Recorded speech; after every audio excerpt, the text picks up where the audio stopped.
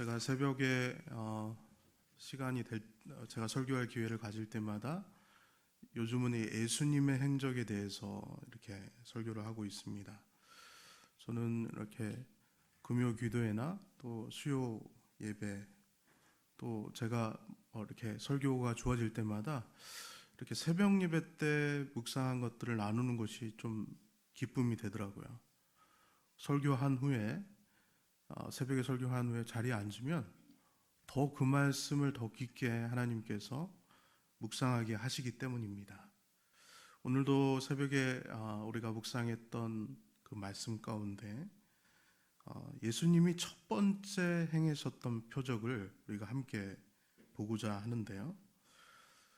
오늘 본문은 우리 모두가 잘 아는 본문입니다.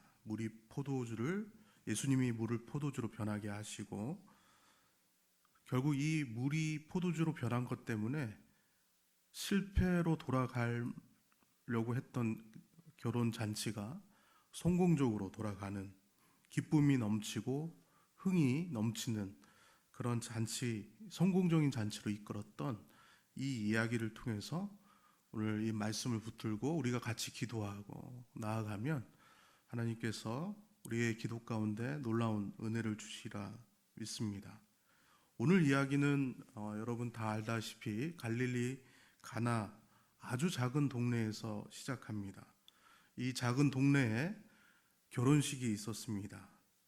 예수님이 초청을 받고 예수님의 어머니가 초청을 받고 그 제자들까지 초청을 받았습니다. 여러분 어느 나라나 따질 것이 없이 결혼이라는 이런 예식은 축제입니다. 잔치입니다. 여러분 우리나라에도 옛날에는 결혼식 하면 동네 잔치였죠. 가족이나 친지가 아니더라도 그 외에 아무런 그 결혼식과 관련이 없는 사람도 국수 하나 정도는 먹고 갈 수 있는 많은 동네 사람들이 기대하는 잔치죠. 이런 면에서는 오늘 본문의 결혼 잔치가 별다를 게 없습니다. 많은 사람들이 기대했고 또 많은 사람들이 기쁨으로 참여하기를 원하는, 특별히 이스라엘 그 전통에 의하면 한 일주일 정도 잔치를 한다고 해요. 그런데 그 잔치를 할 때 특별히 이스라엘 결혼식에 포도주가 그렇게 중요했다고 합니다. 여러분 포도주 하면 약간 포도주? 그래서 어떤 학자들은 이게 포도즙이다 이렇게 얘기하기도 하지만 여러분 이스라엘 기후에서 특별히 우리나라처럼 사계절로 이렇게 구분하는 게 아니라 이스라엘 기후가 건기와 우기로 구분하는데 건기에 물이 부족하고 수분이 부족할 때 이스라엘 나라에서는 이 포도주만큼 귀한 게 없습니다. 그냥 이 포도주는 음료입니다. 이스라엘 문화 속에서. 그래서 아주 유용한 음료이고 이 포도주가 어떤 포도주가 나오느냐에 따라서 이런 결혼회식이 있으면 그 결혼회식의 격이 결정됩니다. 높은 격으로 이 결혼식이 지금 진행되고 있구나, 아니면 좀 낮다, 결혼식의 격이 낮다, 이런 평가들이 될 만큼 포도주는 굉장히 이스라엘 나라에서는 중요한 음료고 시편이나 전도서 보면 기쁨의 음식이라고 표현되어 있습니다. 그런 포도주, 귀한 포도주이다 보니까 이 포도주에 따라서 잔치의 격이 결정되다 보니까 이 포도주 없으면 이 잔치는 실패로 돌아갈 수밖에 없고 어려움이 생길 수밖에 없습니다. 흥이 깨질 수밖에 없습니다. 오늘 그러나 본문 속에서 보면 예수님이 계셨기에 물이 포도주로 변하였고 많은 사람들이 이 흥을 깨뜨리지 않고 이 흥이 깨이지 않고 기쁨 속에 잔치가 참여했다라는 이야기가 오늘 본문 속에 나와 있는 것이죠. 여러분 이 본문 속에서 오늘 중요한 것 중에 하나가 바로 이 물이 포도주로 변했을 때 저마다 사람들의 반응입니다. 여러분 아까도 얘기했지만 예수님도 초청을 받았고 그 어머니도 초청을 받았고 제자들도 초청을 받았습니다. 이 잔치를 주관하는 그 연회장도 있습니다. 그리고 하객들도 있죠. 그러나 이 사람들의 각자마다 이 반응을 우리가 보면서 우리가 받을 영적 교훈이 아주 큽니다. 특별히 우리가 다시 한번 예수님을 붙잡고 예수님 아니면 안 된다라는 그런 영적 교훈을 우리가 얻을 수 있죠. 여러분, 여러 사람들의 반응 중에서 우리가 먼저 좀 볼 사람들의 반응은 바로 연회장의 반응입니다. 우리 9절을 한번 볼까요? 9절, 연회장은 물로 된 포도주를 맛보고도 이게 어디서 난지 알지 못한다라고 얘기하고 있습니다. 좋은 포도주가 갑자기 나타났어요. 사실 이 연회장은 포도주가 떨어진 것도 몰랐어요. 아무 영문도 모르는 상황 속에서 갑자기 좋은 포도주가 나타났는데 이것이 어디서 나왔는지 모른다. 연회장은 우리가 믿음으로 받아들이기에는 연회장이 보인 반응은 우리가 별로 받아들일 만한 반응이 아닙니다. 여러분 뭐 추측하시고 다 아시겠지만 이 연회장의 반응은 좋은 반응이 아니죠. 영적으로 생각했을 때. 왜냐하면 예수님에 의해서 물로 포도주가 변화됐는데 아주 어느 경로로 어느 기원으로 이 물이 포도주로 변했는지 좋은 포도주가 나왔는지 알지 못한다라고 얘기하고 있습니다. 여러분 이러한 상황들을 보면서 여러분 우리가 일상에서 살아가는 우리의 삶 속에서 적용할 그러한 우리의 모습들이 있죠.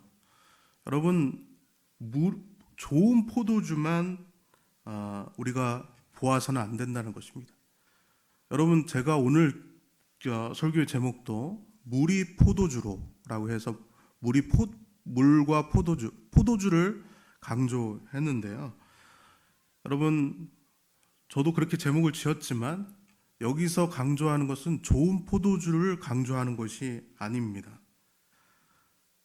세상 사람들은 그렇게 생각하죠. 좋은 포도주만 있으면 된다.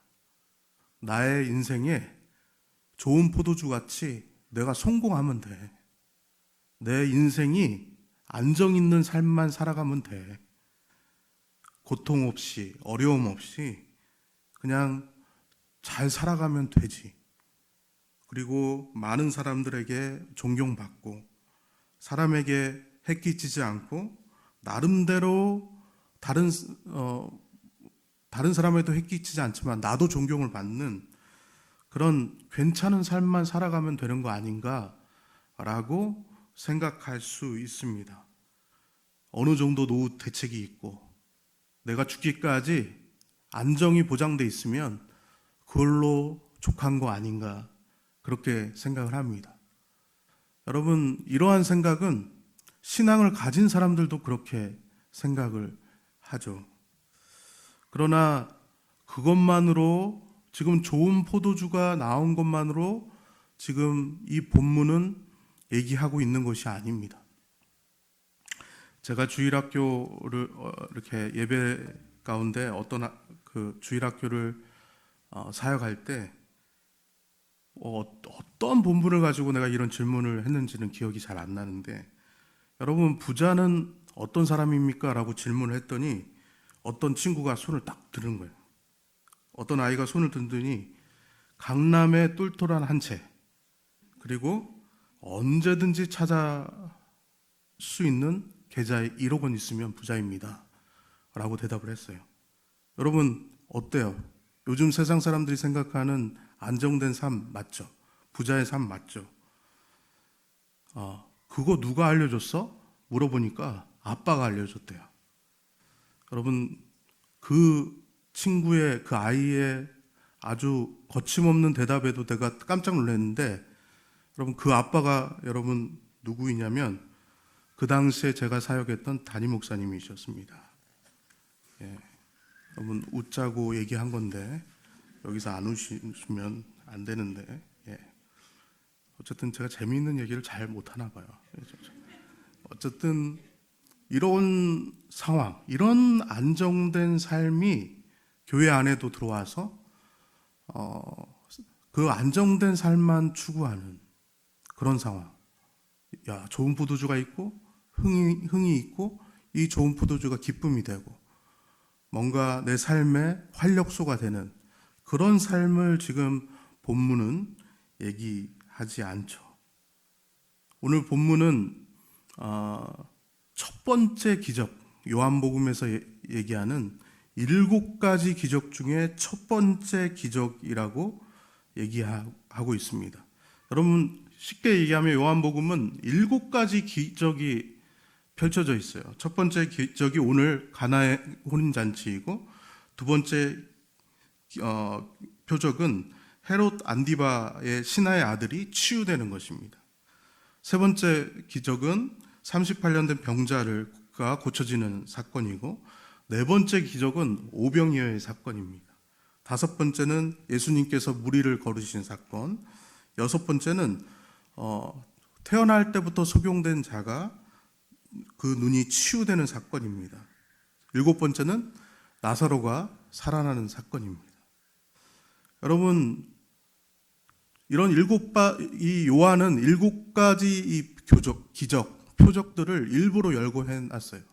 그리고 이 7가지 기적과 요한복음을 기록한 목적을 20장 31절에서 이렇게 밝힙니다. 우리 한번 같이 읽어볼까요? 시작. 오직 이것을 기록함은 너희로 예수께서 하나님의 아들 그리스도이심을 믿게 하려 하며 또 너희로 믿고 그 이름을 힘입어 생명을 얻게 하려 함이니라.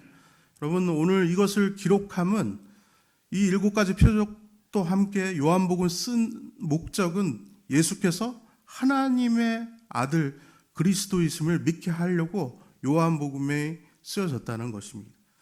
그러므로 우리가 구절을 계속적으로 우리가 보았던 것처럼 이 포도주가 어디서부터 나온지 모르는 것은 지금 이 기적을 기록한 목적이 아니에요. 그럴 뿐만 아니라 지금 제가 강조한 것처럼 우리의 일상에서 여러분 좋은 포도주만 추구하고 이 좋은 포도주로 상징되는 그런 안정된 삶, 그리고 전혀 노후 대책도 안정돼 있고 사람들에게 미움이나 해를 끼치지도 않는 그냥 괜찮은 삶, 이런 삶을 위해서 이 본문이 쓰여지지 않았다는 것입니다. 예수님이 누구인지 알아야 된다는 것입니다. 예수님이 그리스도이심을 알게 하기 위해서 이 포도주가 좋은 포도주가 된 사건을, 이 기적을, 이 표적을 썼다는 사실을 여러분 기억하면서 우리가 한번 3절부터 그런 교훈들을 살펴보기 위해서 3절부터 볼 건데요. 우리가 3절부터 보면서 우리가 예수님이 누구신가라고 얘기했을 때 첫 번째 우리에게 주어지는 교훈은 바로 예수님은 절박함에 일하신다. 예수님은 절박함, 절실함. 이게 무슨 말인지 우리가 3절부터 볼 거고, 오늘 여러분 이 1번 예수님은 절박하게 일하신다라는 이 첫 번째 교훈을 보면 여러분 눈치채셨죠? 우리가 오늘 기도하러 모였는데 우리가 어떻게 기도해야겠습니까? 절박하게, 정말 절실하게 기도해야 된다는 것입니다. 3절 우리 한번 볼 거야. 포도주가 떨어진지라 예수의 어머니가 예수께 이르되 저들에게 포도주가 없다 하니. 여러분, 우리가 본문을 생각해 보면 사실 예수의 어머니 마리아가 이 잔치에 어떤 연관이 있는지는 모르지만, 어떻게 포도주가 떨어졌는지 알았는지는 모르지만 굉장히 큰 오지랖을 발휘하는 것을 볼 수 있어요. 여러분, 포도주가 떨어졌는데 이 잔치의 주관자는 따로 있고 그냥 예수님과 예수님의 어머니는 초청만 받았을 뿐인데 포도주가 없다라고 얘기하는 것이 여러분 일단 말이 됩니까? 안 됩니까? 사실상 말이 안 돼요. 그래서 예수님이 4절에 뭐라고 얘기하시냐면 예수께서 이르시되 여자여 나와 무슨 상관이 있나이까 내 때가 아직 이르지 아니하였나이다 라고 얘기를 해요. 정말 그래요. 객관적으로 따져보면 예수님 얘기가 맞아요. 그런데 5절에 우리가 반응을 보면, 마리아의 반응을 보면, 여러분, 그의 어머니가 하인들에게 이르되 너에게 무슨 말씀을 하시든지 그대로 하라 하니라. 여러분, 예수님은 나 상관없어. 내 때가 아닙니다. 나한테 포도주가 없다라는 거, 포도주가 떨어지는 거 얘기할 필요도 없고 나는 거기에 반응하지 않을 거예요. 분명하게 선을 그었어요. 그런데 5절에 보면 어떻게 얘기해요? 무슨 말씀을 하시든지 그대로 하라. 이건 뭐예요? 예수님이 뭔가 할 거야. 뭔가 할 거니까 너희들 그대로 해 라고 얘기하는 거예요. 계속 예수님의 어머니는 반응을 보이고 있는 겁니다.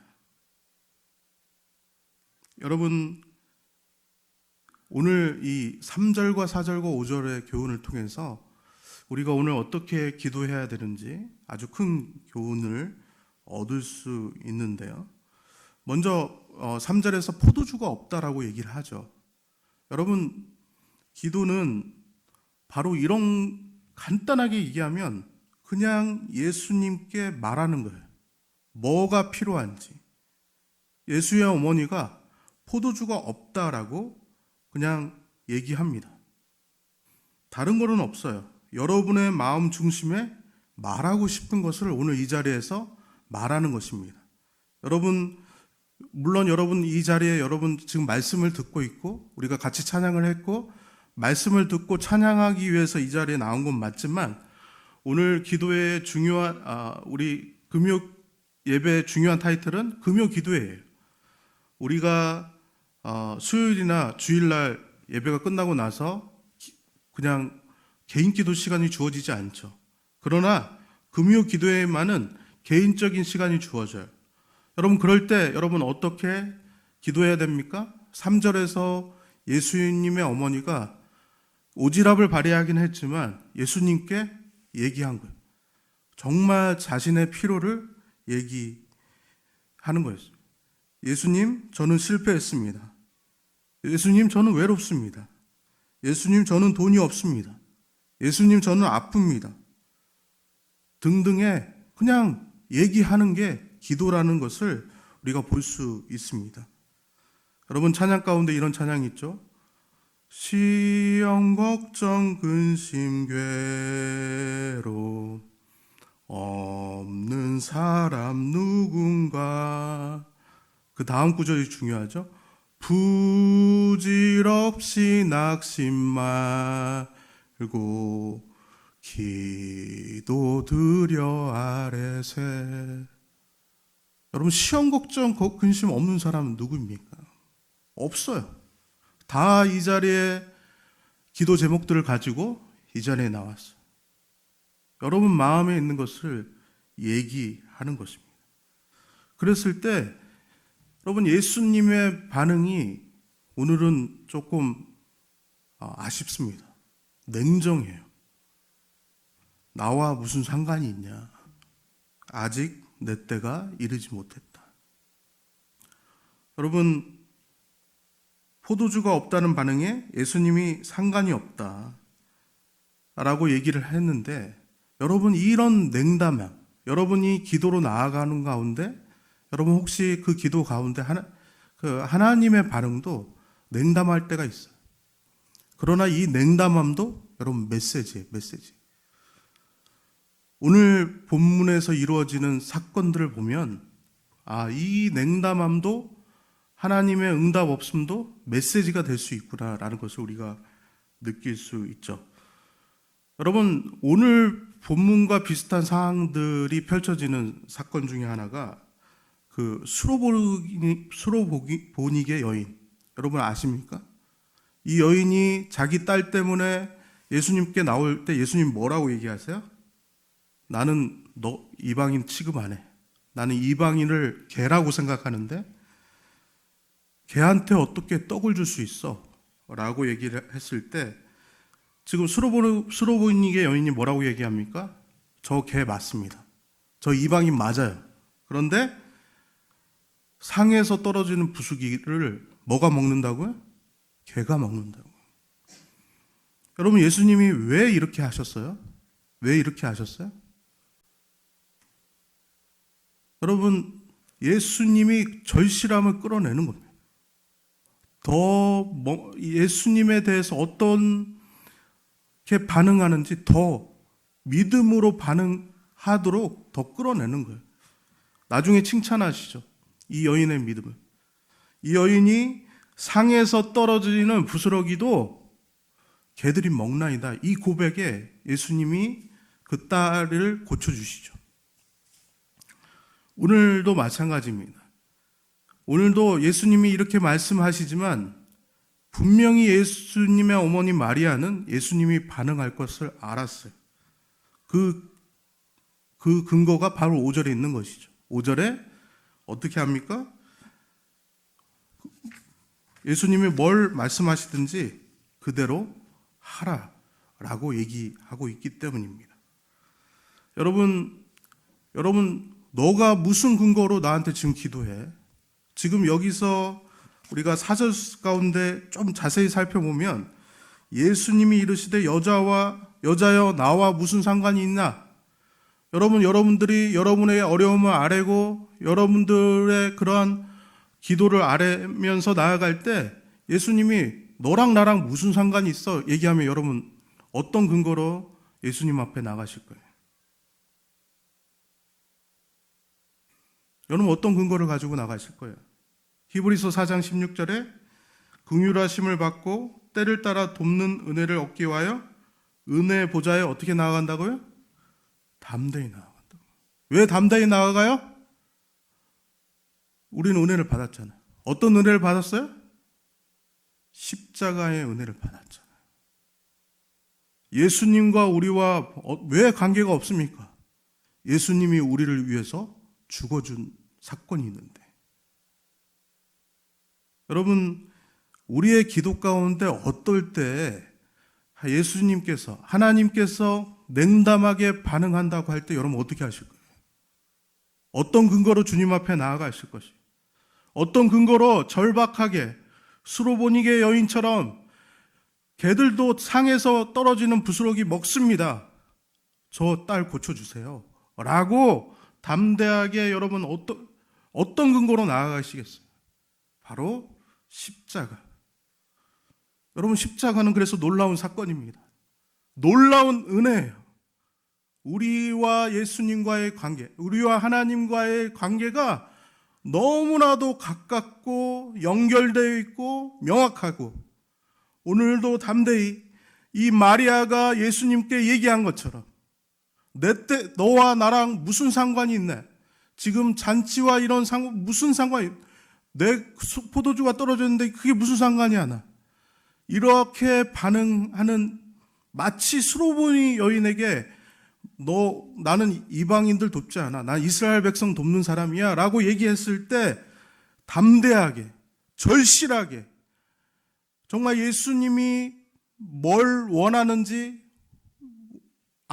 그냥 안다는 듯이 담대하게 나갈 수 있는 근거는 바로 십자가라는 것입니다.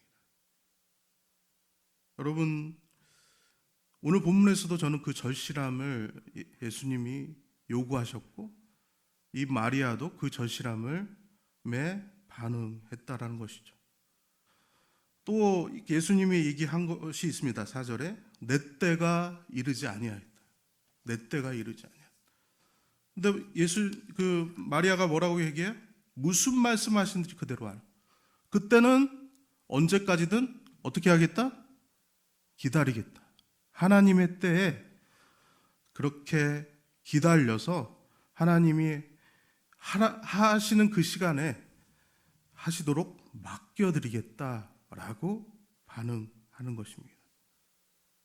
여러분 오늘 이러한 3절과 4절과 5절의 그런 상황 속에서 우리가 기도를 어떻게 해야 될지 믿음으로 반응하는 것은 어떤 것이 반응인지 어떻게 절실하게 주님 앞에 나아가고 어떤 근거로 절실하게 나아가는지, 어떠한 시간이든 주님 앞에 맡기며 나아가는 것이 어떤 것인지 우리가 생각하며 나아갈 수 있는 것은 바로 예수님이 절실한 기도를 우리에게 원하시고, 예수님은 절실한 기도 가운데, 절박한 가운데 일하시는 분이라는 사실을 여러분 아셔야 됩니다.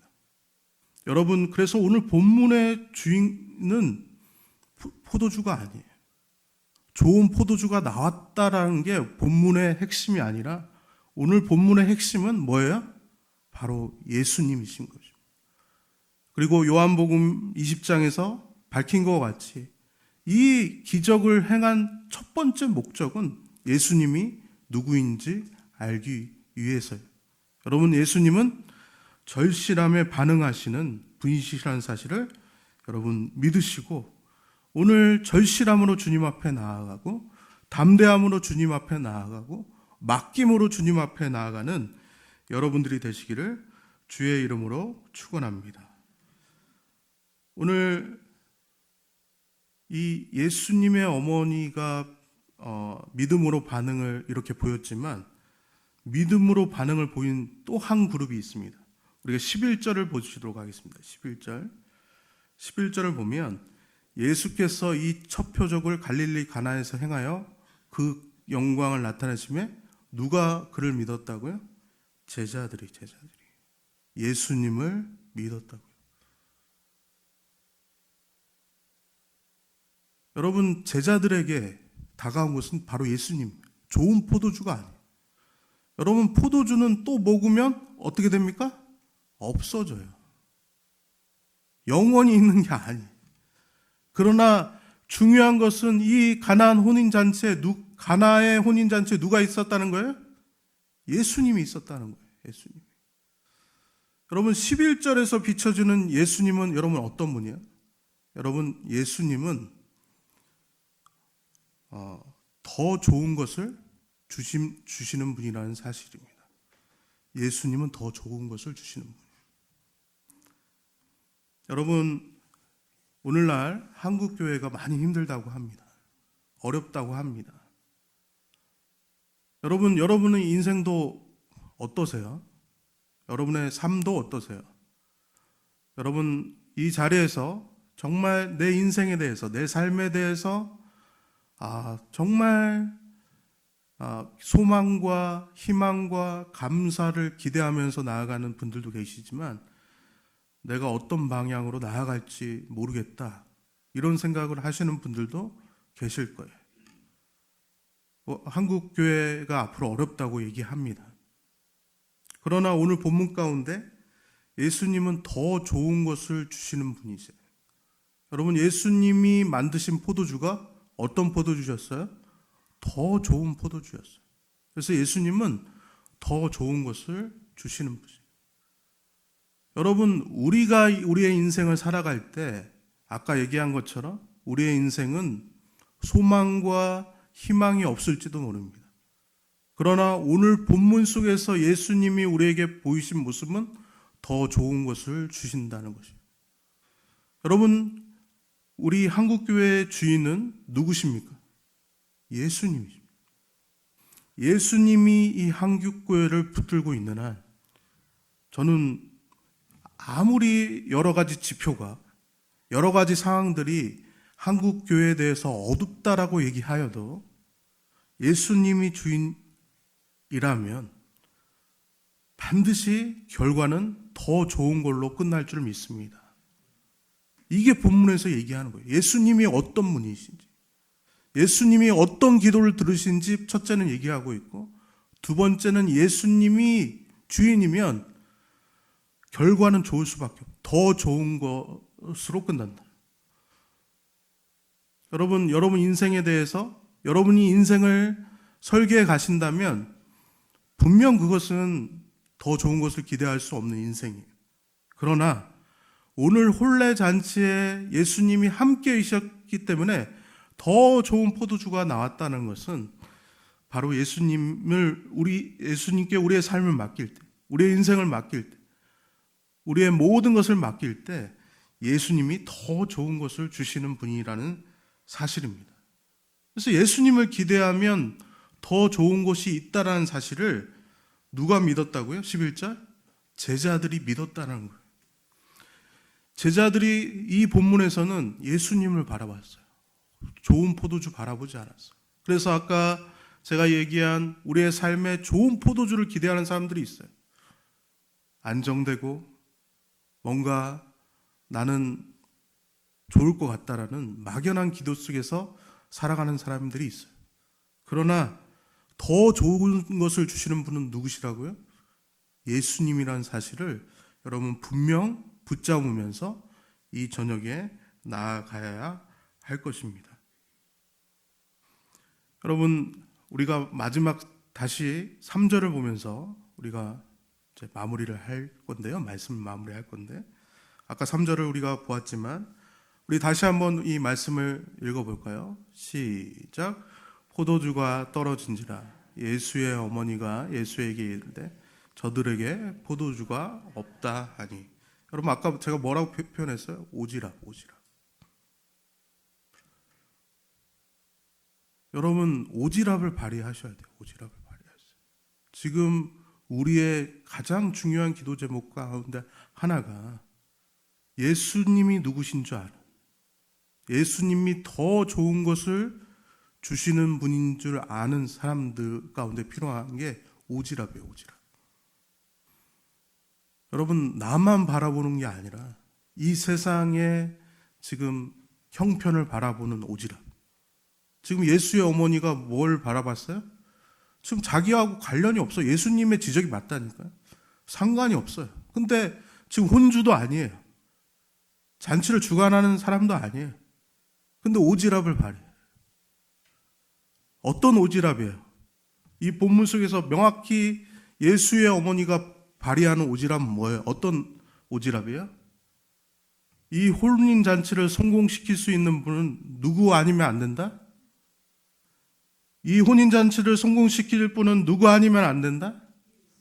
예수님 아니면 안 된다라는 오지랖. 여러분, 세상의 형편을 바라보면서 이 세상을 이 더 좋은 것을 누리기 위해서는 누구 없으면 안 된다? 예수님 없이는 안 된다는 오지랖이 필요해요. 그거 붙들고 기도해야 돼. 여러분, 강남에 이렇게 우리 강남의 아이들은 분명한 것은 그 강남의 아이들 전부는 아니지만 그 아이들의 많은 숫자가 풍족한 자원으로 공부하잖아요. 풍족한 정보력과 풍족한 자원으로 공부해서 거기서 좋은 대학을 가는 결과, 좋은 직장 가는 결과를 뭐 많이 나타내는 것은 그거는 지금 데이터로 나타낸 결과잖아요. 근데 그곳에서 사역하는 목사님이 계셨습니다. 아이들이 많이 모이긴 모여요. 청소년들이 모이긴 모이는데 계속 긴장 속에 있어요. 왜 긴장 속에 있냐면 다음 주에 누가 자살할 줄 몰라요. 풍족한 자원으로 아이들이 공부하는데 자살하는 일들이 일어나요. 근심에 빠졌어요. 항상 긴장해요. 우리 아이들 다음 주에 누가 아파트 옥상에 올라가서 떨어지면 어떻게 하지? 계속 걱정하면서 계속 기도해요. 그 기도 가운데 다른 거 필요 없다. 우리 청소년들을 위한 프로그램, 산에 가서 등산하고 어디 소풍 가고 이런 거 다 필요 없다. 누구 알게 하자? 예수님 알면, 예수님께 절실하게 나가면 응답하신다는 거 알면, 오늘 본문의 핵심으로 얘기하는 것처럼 예수님이 더 좋은 곳을 주시는 거 알면, 예수님이 인생의 주인이시고 모든 삶의 주인이시라는 거 알면 애들이 절대 자살 안 할 텐데. 여러분, 아이들이 자살하는 이유는 뭐예요? 예수님이 없기 때문에. 오늘 본문으로 적용하면 뭐예요?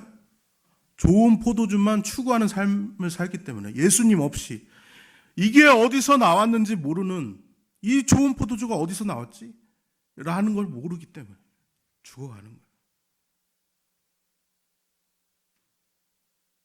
여러분, 우리의 오지랖은 뭡니까? 포도주가 없다. 예수님이 해결하셔야 돼요. 라는 오지랖은 뭐예요? 기도인데, 이 시대 가운데 우리 청소년들, 아니 청소년 다음 세대들 뿐만 아니라 우리에게도 누가 필요하다는 것을 인식되는 그런 부흥이 일어나는 거예요. 예수님이 필요하다는 아주 기본적인 그러한 부흥이 일어나는 거예요. 예수님 없으면 안 됩니다. 예수님 없이는 안 된다라는 그 오지랖이 필요하고 그 오지랖을 가지고 이 나라와 이 민족과 다음 세대와 우리 교회와 내가 아닌 나도 예수님이 필요하지만 절실함으로 나아가는 나도 필요하지만 내 주변 내 주위의 사람들이 예수님 없이는 안 된다라는 그런 절박함 속에서의 기도, 그런 오지랖이 필요한 상황인 것입니다. 여러분, 오늘 본문은 분명하게 얘기하고 있습니다. 요한복음을 기록한 목적도 분명합니다. 예수님이 그리스도임을 알기 위해서 기록했다. 이 표적도 거기에 부합된다 라고 분명하게 얘기하고 있습니다. 예수님이 메시아이십니다. 예수님이 이 세상의 주인이십니다. 예수님이 우리 삶에, 우리 다음 세대, 우리의 주변에, 우리 교회, 한국교회의 주인이심을 생각하면서 오늘도 주님 앞에 나아가는 여러분들 되시기를 주의 이름으로 축원합니다.